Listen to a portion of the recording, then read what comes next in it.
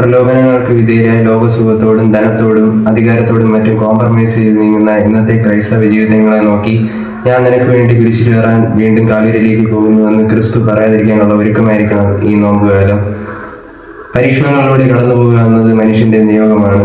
അത് ചിലപ്പോൾ നിന്റെ ഹൃദയത്തെ വിഭജിച്ച് കിടക്കുന്ന ഒരു വാളാകാം, അല്ലെങ്കിൽ നിന്നെ എപ്പോഴും അലട്ടുന്ന ഒരു മുള്ളാകാം. എന്തു തന്നെയായാലും നാം പ്രലോഭനങ്ങളിലൂടെ കടന്നു പോകേണ്ടിയിരിക്കുന്നു. പ്രലോഭനങ്ങളെ അകറ്റി നിർത്താനുള്ള ശക്തി സംഭരിക്കലായിരിക്കണം നോമ്പുകാലം. ക്രിസ്തു നമ്മെ പഠിപ്പിച്ച പ്രാർത്ഥനയിൽ പ്രലോഭനങ്ങളിൽ ഉൾപ്പെടുത്തരുതേ എന്നത് പ്രലോഭനത്തിന്റെ സ്വാധീന ശക്തിയെ കാണിക്കുന്നു. അതുകൊണ്ട് തന്നെ നാം പ്രലോഭനങ്ങൾക്കെതിരായി ഒരുങ്ങിയിരിക്കണം, ജാഗരൂകരായിരിക്കണം.